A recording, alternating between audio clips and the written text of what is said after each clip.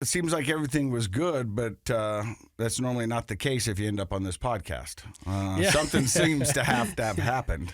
Yeah, so it's kind of a Jekyll and the Hyde thing. I was always a creative kid. I was always a curious kid, and so Jekyll and Hyde meaning I actually enjoyed going to church. I benefited from that, the structure, and just had some positive kind of vibes and feelings growing up in that church.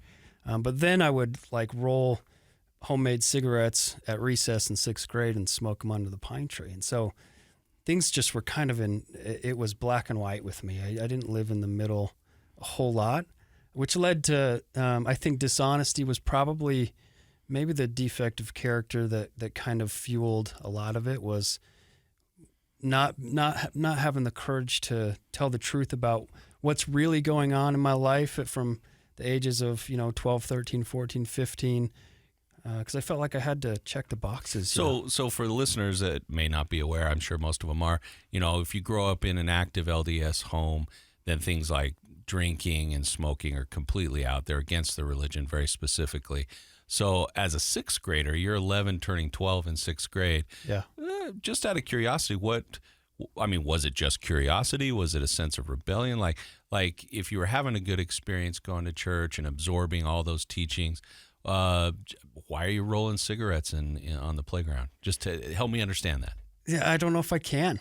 I think it was just kind of, I have this kind of impulsive, curious, creative, and maybe some kind of, like I want to rebel, sometimes. Yeah. Even still, I kind of have this, like I just like to rebel.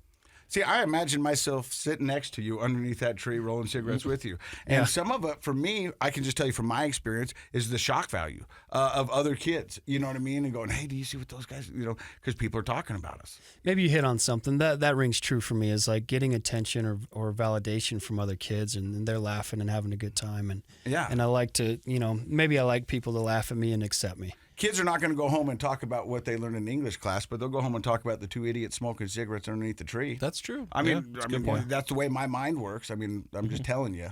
Yeah. Yeah. So you were doing that. I find it very interesting because you're the first person who said it, and maybe because it rings true with me, it was the dishonesty, is the manipulation of being a chameleon somewhat. To play into whoever was in front of you.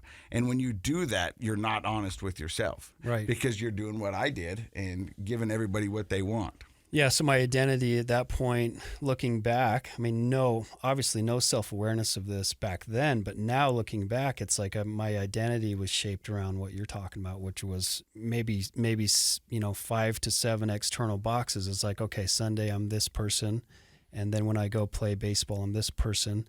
And then when I go to school, I'm this person. So I'm putting on all these different masks, taking them off to go to the next box, right? If that makes sense. And that's a tough way to go. Mm-hmm. When you're physically, emotionally, mentally growing up, it's like, man, how do you find strength and foundation? Even though I have some really positive mentors and really positive friends and really positive external, places that I can plug into, and I was plugged in. But yeah, I think it was just kind of I never really felt comfortable. I always kind of had this fear of not being enough or not adding up or looking to the future, man. It's like, what if I'm not good at that? What if I fail at that? See, for me, and I remember that as a kid, as a teenager. I had the same fears, and my biggest fear, and this is the first time I ever said this, is like, if you knew who I really was, you wouldn't like me. Yeah. I think to some degree that's a developmental fear, and for some people it's sort of passing. And what you described, like having the different boxes or the different roles that you were, that's also to some degree developmental, especially in late childhood to early adolescence, where you're like, I'm a religious person, I'm a student, I'm an athlete, I'm a friend, I'm a son. You have all these different things. And as you're growing, your personality and your identity is developing. And eventually, ideally, what we'd like to see in healthy development is a synthesizing of all those. They kind of meld together, and you still play baseball and go to church and go to scouts and go to school, but you sort of become the same person in all those different roles. Even though, you do different things in those different roles, you feel like the same person in all those roles. That's the ideal development. And then that fear kind of goes away because you accept yourself like, I'm still me regardless of my role. People want to Google social scripts. You can Google that. But for a lot of people, they don't feel the permission, or they don't feel that acceptance to have it all synthesized into one person in different roles. And so you become different people in different roles. You feel like, I have to be completely this way to be accepted here and completely that way to be accepted there. And so you're right. What inevitably develops is a lack of synthesized identity, right? You don't really feel like you really know who you are. And then dishonesty is required to keep it up, right? So if you're going to be the rebellious, smart alecky person in this group, but then the obedient, religious person in this group, those don't really go together easily. And so you kind of have to use dishonesty and deception, and people start to go, well, I don't know him that way, or I don't know him this way, and it creates a tension that is hard to maintain as you get older. Yeah.